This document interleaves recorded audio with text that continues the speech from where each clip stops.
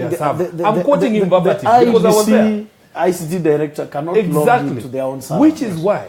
Which is why we have identified that what I am calling the quadrant of evil. 4 people at IEBC who must not be present there. If there should be any election, those guys should be in jail by the time we're going. For contempt, of course, it's obvious. The quadrant of evil. Absolutely. 4 people who are responsible for that. We have Turure, we have Chiloba, we have Muhadi, and this other one, what's her name? Is it Nyabuti? Yeah. Betty Nyabuti. These people need to go. Wow. They need to go. And it's going to come out when we get the ruling of the Supreme Court. Now, because if you say someone committed irregularities and illegalities, and illegality is something punishable under the law. Absolutely. So, and the easiest one, Mheshimiwa, disobedience of a court or contempt of court is punishable. Now let me ask you, this is a conversation I've had common Kenyans ask.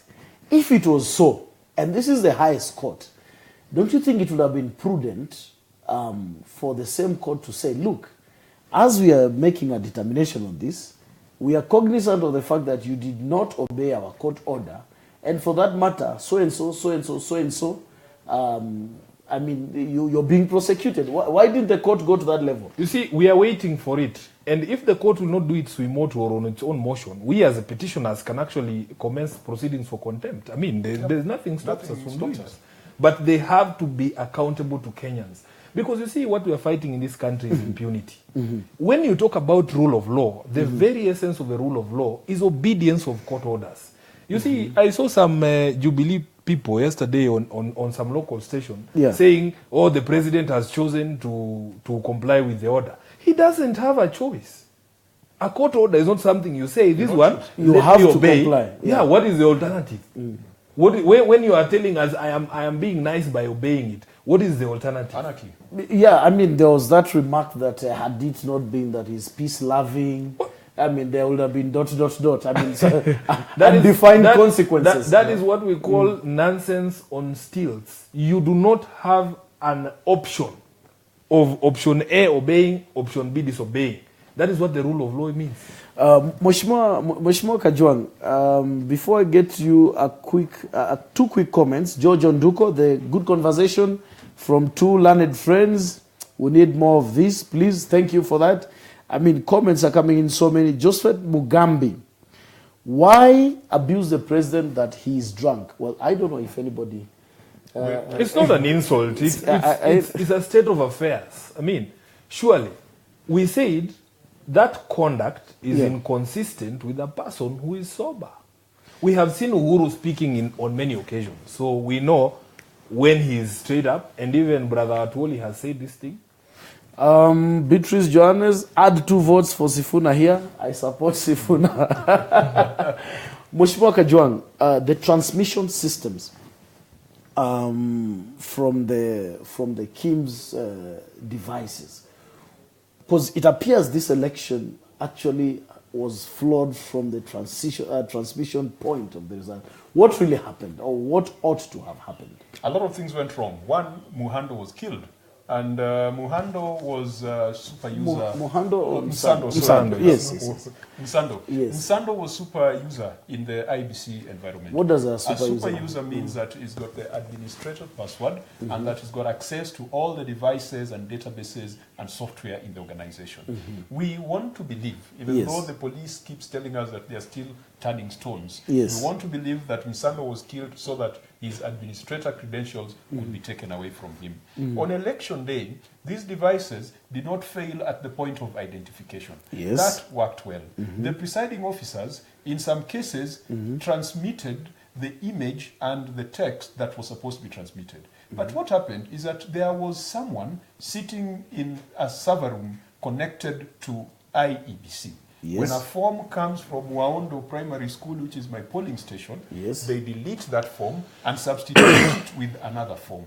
And in our IT another form created elsewhere. Another form created elsewhere. And these are the forms that were created without barcodes. These are forms that were created without security features. We were able to demonstrate and prove that in court. In total, the number of forms that were substituted were in the thousands. And that's why the court ruled that there were significant irregularities, that you could not call the election in favor of Jubilee or in favor of any other party. Now, that in itself is a crime of great proportions. And when we looked at the logs that they provided us with, because they refused to give us real-time access to the logs. They opted to download some logs, which had been sanitized, and gave it to us.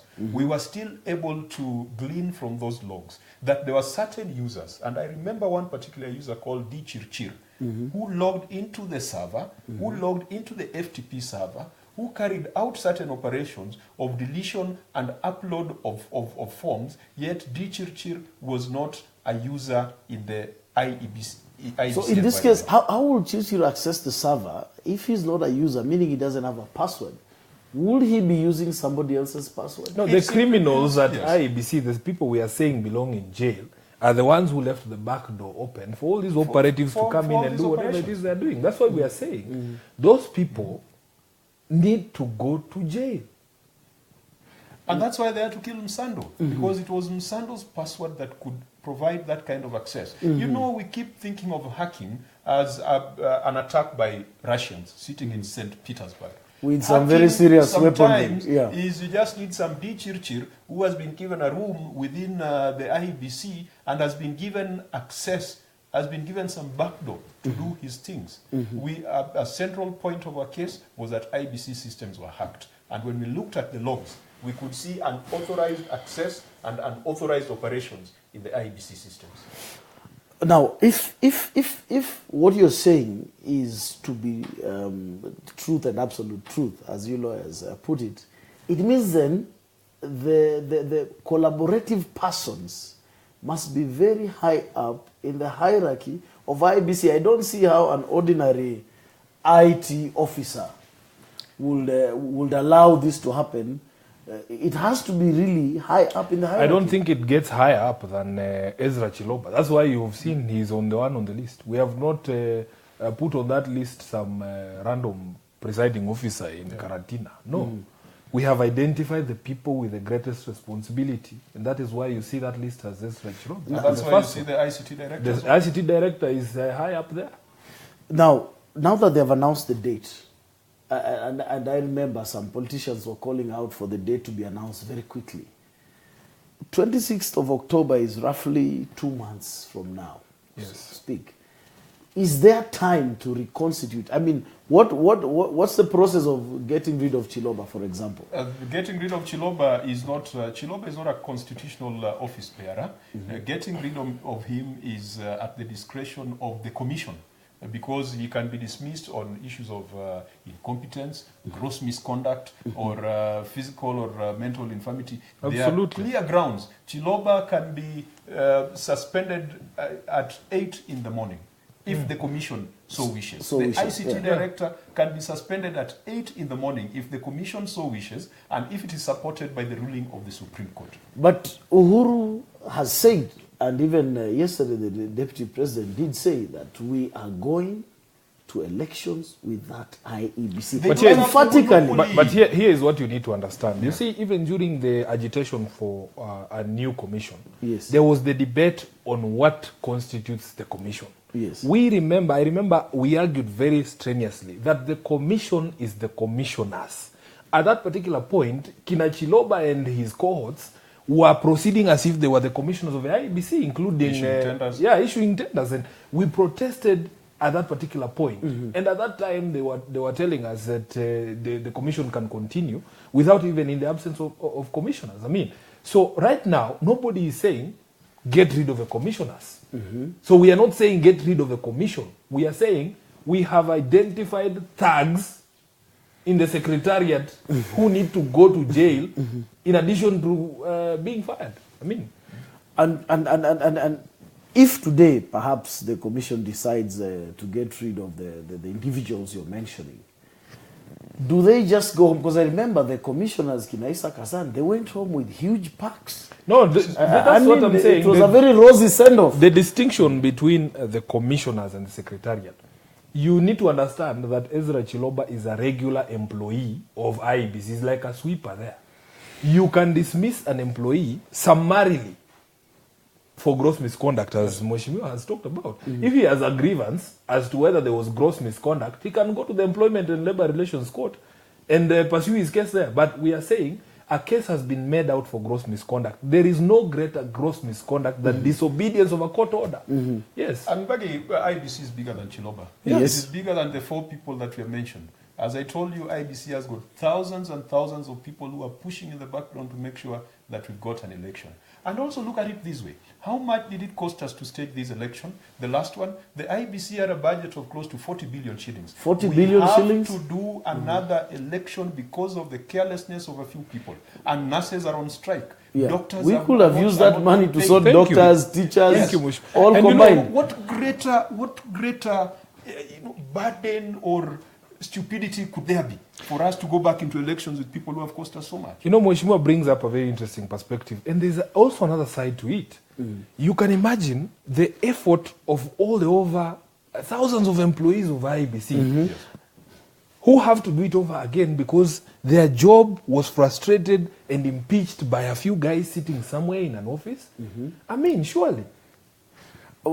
Is there a need to do a full audit of the KIMS systems, the technology bit of, because let us say Chiloba has gone, and if we are just going to go into an election without having a proper audit, are we not likely to run into the same problems? I remember one of the lawyers in court said that it is practically impossible to do another election without such errors. So is there a need to do an entire systems audit? Definitely. One of the things that we must insist on is that before the 26th of October, we must look at the systems and be sure that they are robust. We must look at the systems that ensure that the ICT regulations that are attached to the Elections Act, the systems at IBC are confidential, they've got integrity, they've got availability, which is usually called the trinity of robust systems. That must be looked into. We must also be very sure that the D-Chirchirs of this world are not going to get a backdoor to get into the system and commit treasonable acts. But I mean, you've called out for IBC. I mean, you're not calling out for any action to be taken against Chirchir. He's supposed to be a cabinet secretary, isn't it? No. He was dropped over disgracefully over issues of misconduct. integrity. So there's that history. Yes. We are assuming that the Chirchir we are talking about is the same one. I don't know because there could be legal implications. Yes, that's what I wanted to clarify. But remember, at the start of this discussion, we said there were 2 smoking guns that Orengo presented to the court, and IBC and Jubilee were very quick. In fact, they sprang to their feet very quickly when they realized the implication of the additional evidence that Orengo was going to present. I want to ask you as an IT expert, what is the possibility of cloning or building a parallel virtual system like the IBC has? Very easy. And have it interfere with that system? Very, very easy. I mean, virtualization is a concept that has been there in technology for a long time now. Creating a virtual machine, there are many tools, open source tools and proprietary tools. As a tech guy, take me to a server room, give me a list of all the servers, and I can be able to create a virtual machine that replicates what those other machines are doing. Such that you can have a situation where Kenyans are voting, but there's a display at Bomas that is showing data linked to a totally different system. And away from the KIMS devices Yes, we think that this is what happened. That what we were seeing at Bomas was not mining data from the real database. This was picking data from a separate system that had been infiltrated and had been affected and influenced by... Yeah, but because what Kenyans are asking is, look, assume this is my KIMS device. I have scanned this form 34A and I have sent it.